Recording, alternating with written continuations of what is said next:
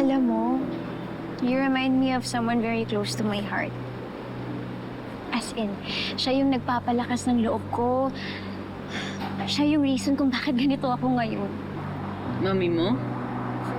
Hindi. Si Yaya Alma. Yaya mo? As in. Ay. Teka lang. Okay.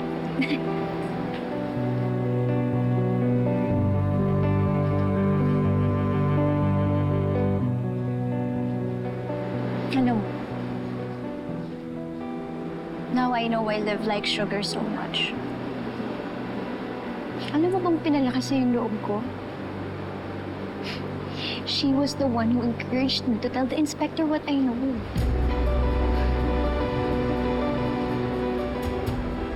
Interesting. Hindi man ako kasing galing ng mga dinitrain niya para maging MMA champion. Yung dating han yung paborito eh. Si Byron, nawala na yun. Pero kahit wala na yung paborito niya, hindi niya pa rin ako pinili. Kaya nga ako dinadaan ko na lang sa pagpapapansin. Handa ako magpaalipin. Kahit araw-araw akong palitan ng buhangin yung lintik na lagayan ng insenso na yan. Buhangin? Yung nasa loob ng insenso? Oo, yun po yung tinatayuan ng insenso ni Coach. Ano pang nasa loob ng glass studio? Ano, yung gamit niya ho. Yung gym bag, polyeta, baby oil ho, tsaka yung inumin niya. Yung lighter? Ano hong lighter?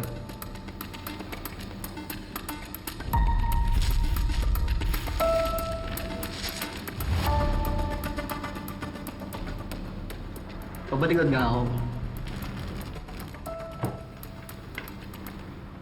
Saan niyo ho nakuha yan? Yun po yung lighter ni Coach eh. Yan ho yung nawawala. Alam mo yung lighter na to? Bago ho mamamatay si Coach, ibinili niya sa akin yung lighter na yan. Palitan ko daw ho yung lighter fluid kasi ubus na.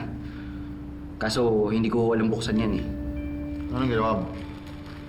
I know, nagtanong-tanong ho ako. Ang komplikado eh. Ang sabi, kailangan ko daw ho ng maliit na screwdriver para mabuksan yan. Sige, sabi sa'yo. Yung kusinera ho namin, si Sugar ho.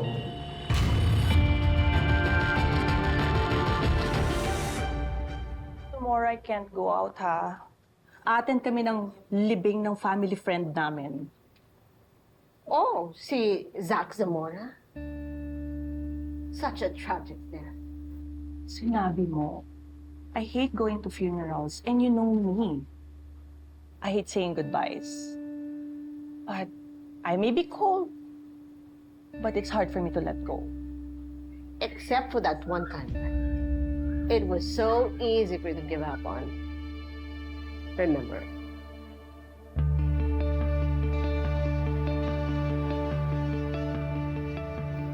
You know what? I had no choice. I had to let him go. Kahit mahirap para sa akin. Alang-alang sa pamilya ko. Do you think they have any idea? Wala. Wala silang idea. At hindi nila pwedeng malaman to, okay? This is one secret I will take to my grave, okay? Got it, girl.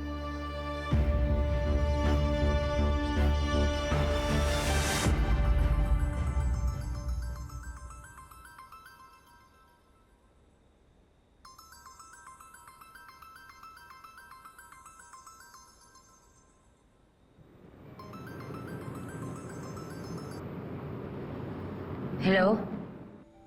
Ate. Ate, sorry. Ngayon lang ako nakatawag. Ano ba yung text mo kanina? Parang problemado ka.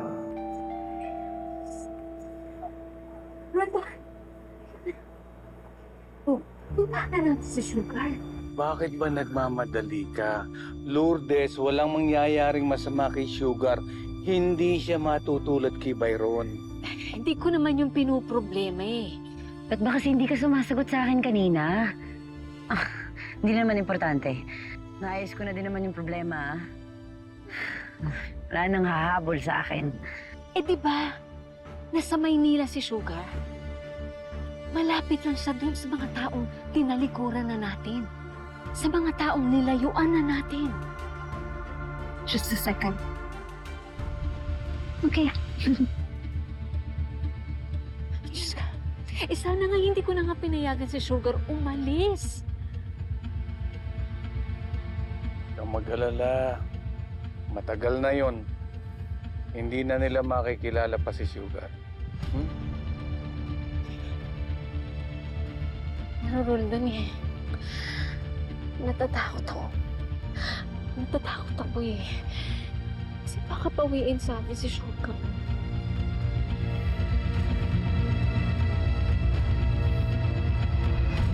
Sinong habol? Sinong habol sa'yo, ate? Basta, huwag mo nang isipin yun. Naayos ko na yun. Ang problemahin mo na lang ngayong pag-uwi ko.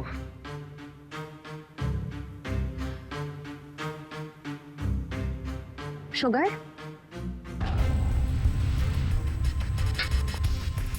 Eh?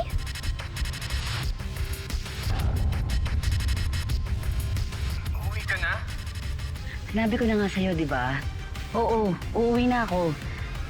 Tapos na yung mission ko dito. Anong mission niya? Ate, ano yun? Sige na, mamaya na kita tatawagan ulit. Bye-bye. Sinundan mo ba ako? Yeah, I need to know kung ano yung tinatago mo. I heard you last time. What mission? At sino yung kausap mo? Kuya mo siya. Tama. Namatay siya sa isang aksidente sa gym. Si Zack ba ang sisisi mo sa pagkamatay niya? Hindi! Ikaw ba ang pumatay kay Zack Zamora? Ikaw ba yung bagong kaibigan ni Sugar? Alam mo, layuan mo na siya. Kung ayaw mo matulad ka sa akin. You wanna know the truth? Bakit ka pinatawag ng mga pulis? Meron ka bang hindi sinasabi sa amin? May kinalaman ka ba sa pagkamatay ni Zack?